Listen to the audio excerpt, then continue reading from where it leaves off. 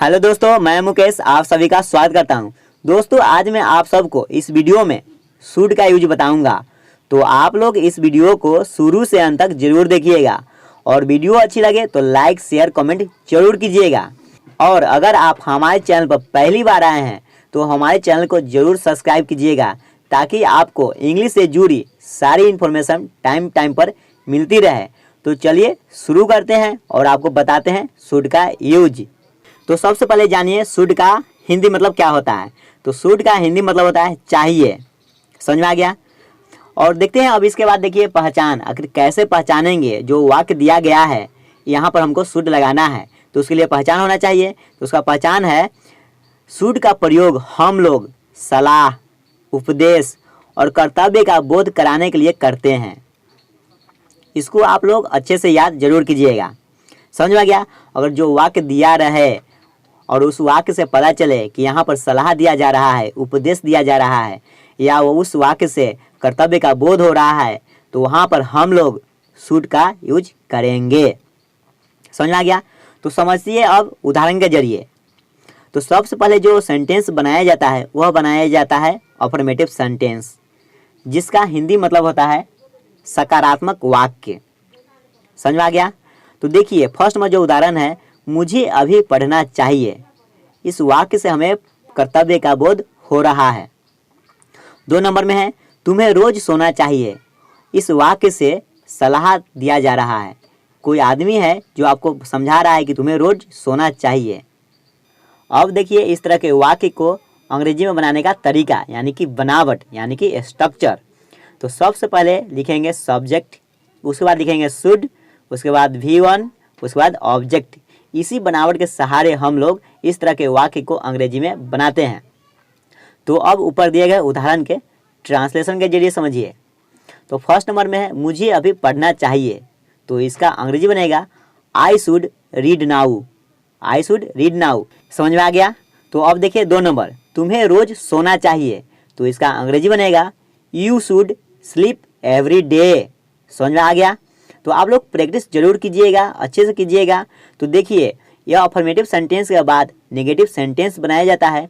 तो अब आप लोग नेगेटिव सेंटेंस को समझिए। नेगेटिव सेंटेंस जिसका हिंदी मतलब होता है नकारात्मक वाक्य। इसके पहले जो मैंने बताया है अफर्मेटिव सेंटेंस, अगर उसी में अगर नहीं लगा देते हैं तो वह बन जाता है नेगेटिव सेंटेंस। तो समझिए अब उदाहरण। फर्स्ट नंबर में है मुझे अभी नहीं पढ़ना चाहिए। समझ में आ गया। 2 नंबर में है तुम्हें रोज नहीं सोना चाहिए। तो इस तरह के वाक्य को हम लोग नेगेटिव सेंटेंस कहते हैं। तो देखिए इसको अंग्रेजी में बनाने का तरीका यानी कि बनावट। सबसे पहले लिखेंगे सब्जेक्ट, उसके बाद लिखेंगे शुड, उसके बाद लिखेंगे नॉट और उसके बाद लिखेंगे V1 और लास्ट में ऑब्जेक्ट। समझ में आ गया। यही इसका बनावट है। इसी बनावट के सहारे हम लोग नेगेटिव सेंटेंस को अंग्रेजी में बनाते हैं। समझ आ गया। तो अब देखिए ऊपर दिए गए उदाहरण के ट्रांसलेशन के जरिए समझते हैं। तो फर्स्ट नंबर में है मुझे अभी नहीं पढ़ना चाहिए, तो इसका अंग्रेजी बनेगा I should not read now. I should not read now. समझ में आ गया। 2 नंबर में है तुम्हें रोज नहीं सोना चाहिए, तो इसका अंग्रेजी बनेगा you should not sleep every day. You should not sleep every day. समझ में आ गया। तो इसके बाद अब ऑफर में इंट्रोगेटिव सेंटेंस बनाया जाता है। तो अब आप लोग इंट्रोगेटिव सेंटेंस को समझिए। इंट्रोगेटिव सेंटेंस जिसका हिंदी मतलब होता है प्रश्नवाचक वाक्य, जिसके शुरुआत में क्या लगा हो उस तरह के वाक्य को हम लोग बोलते हैं इंट्रोगेटिव सेंटेंस यानी कि प्रश्नवाचक वाक्य। समझ में आ गया। तो अब आप लोग उदाहरण के जरिए समझिए। फर्स्ट नंबर में है क्या मुझे अभी पढ़ना चाहिए, स्टार्टिंग में लगा हुआ है क्या। समझ में आ गया। 2 नंबर में है क्या तुम्हें रोज सोना चाहिए। समझ में आ गया।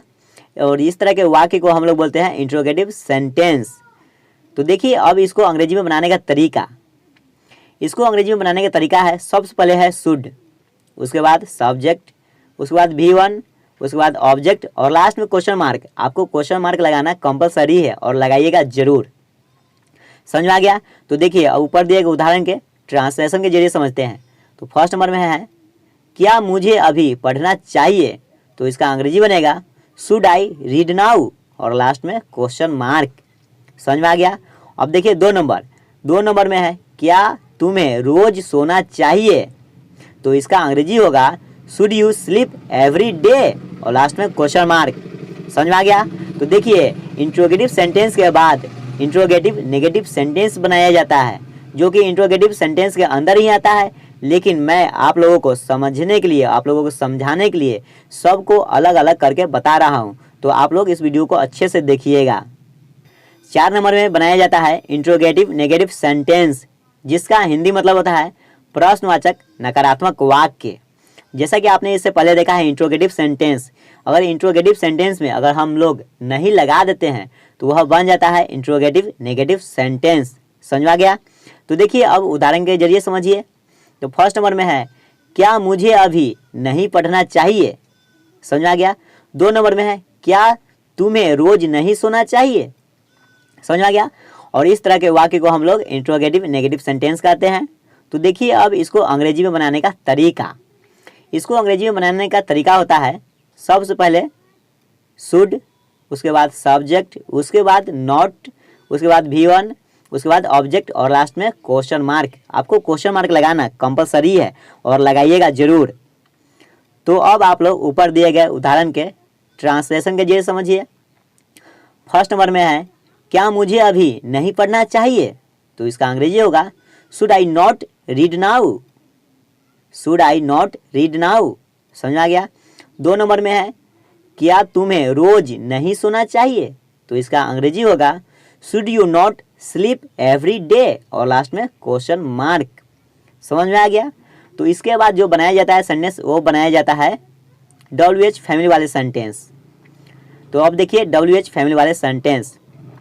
WH फैमिली का मतलब होता है WH फैमिली प्रश्नवाचक वाक्य, ऐसा वाक्य जिसके बीच में कब कैसे क्यों लगा हो, तो उस तरह के वाक्य को हम लोग WH फैमिली वाले वाक्य कहते हैं। समझ में आ गया। अब आप उदाहरण के जरिए समझिए। फर्स्ट नंबर में है मुझे अभी क्यों पढ़ना चाहिए, समझ में आ गया। इसमें क्या लगा हुआ है, क्यों आ गया, तो यह आ गया WH वाले फैमिली वाला सेंटेंस। 2 नंबर में है तुम्हें रोज कब सोना चाहिए, इसमें लग गया कब, समझ में आ गया। तो इस तरह के वाक्य को हम लोग बोलते हैं WH फैमिली वाले वाक्य। समझ में आ गया। तो देखिए इसको अंग्रेजी में बनाने का तरीका, इसका बनावट। तो इसका बनावट होता है सबसे पहले लिखेंगे WH वाले में से कोई भी एक जो वाक्य में दिया रहेगा उसके अनुसार लिखेंगे, और उसके बाद लिखेंगे शुड, और उसके बाद सब्जेक्ट, उसके बाद V1, और उसके बाद ऑब्जेक्ट और लास्ट में क्वेश्चन मार्क। समझ में आ गया। तो अब आप लोग ऊपर दिए गए उदाहरण के ट्रांसलेशन के जरिए समझिए। फर्स्ट नंबर में है मुझे अभी क्यों पढ़ना चाहिए, तो हमको यहाँ पर लिखना है सबसे पहले WH वाले में से, तो क्यों का अंग्रेजी होता है वाई। उसके बाद लिखेंगे शुड, तो why should I read now, और लास्ट में क्वेश्चन मार्क। समझ में आ गया। 2 नंबर में है तुम्हें रोज कब सोना चाहिए, कब का अंग्रेजी होता है व्हेन, तो लिखेंगे सबसे पहले लिखेंगे व्हेन, उसके बाद शुड लगना है तो लिखेंगे when should you sleep every day, और लास्ट में क्वेश्चन मार्क। समझ में आ गया। तो WH फैमिली सेंटेंस के बाद हम लोग बनाते हैं WH फैमिली नेगेटिव सेंटेंस। तो अब आप लोग WH फैमिली नेगेटिव सेंटेंस को समझिए। WH फैमिली नेगेटिव सेंटेंस, जिसका हिंदी मतलब होता है WH फैमिली प्रश्नवाचक नकारात्मक वाक्य। जैसा कि आपने इससे पहले देखा है WH फैमिली वाले सेंटेंस, अगर उसी में हम लोग नहीं लगा देते हैं तो वह बन जाता है WH फैमिली नेगेटिव सेंटेंस। समझ में आ गया। तो अब आप लोग उदाहरण के जरिए समझिए। फर्स्ट नंबर में है मुझे अभी क्यों नहीं पढ़ना चाहिए, आ गया समझ में। 2 नंबर तुम्हें रोज कब नहीं सोना चाहिए, समझ में आ गया। और इस तरह के वाक्य को हम लोग बोलते हैं WH फैमिली नेगेटिव सेंटेंस। समझ में आ गया। तो देखिए इसको अंग्रेजी में बनाने का तरीका। तो इसका सबसे पहले जो बनावट होता है वह आता है WH फैमिली में से कोई आएगा, उसके बाद शुड लगाएंगे, उसके बाद सब्जेक्ट, उसके बाद नॉट, और उसके बाद V1, और उसके बाद ऑब्जेक्ट और लास्ट में क्वेश्चन मार्क। क्वेश्चन मार्क लगाना कंपलसरी है। समझ में आ गया। तो देखिए ऊपर दिए गए उदाहरण के ट्रांसलेशन के जरिए समझते हैं। तो फर्स्ट नंबर में है मुझे अभी क्यों नहीं पढ़ना चाहिए, तो इसका अंग्रेजी होगा why should I not read now, और लास्ट में क्वेश्चन मार्क। समझ में आ गया। 2 नंबर में है तुम्हें रोज कब नहीं सोना चाहिए, तो इसका अंग्रेजी होगा when should you not sleep every day. समझ में आ गया। तो उम्मीद करता हूँ कि दोस्तों आप लोगों को सूट का यूज अच्छी तरह से समझ में आ गया होगा। अगर आ गया होगा दोस्तों तो इस वीडियो को अपने दोस्तों में ज़रूर शेयर कीजिएगा, और वीडियो अच्छी लगी हो तो लाइक शेयर कमेंट जरूर कीजिएगा। तो चलिए मिलेंगे अब नेक्स्ट वीडियो में, तब तक के लिए जय हिंद।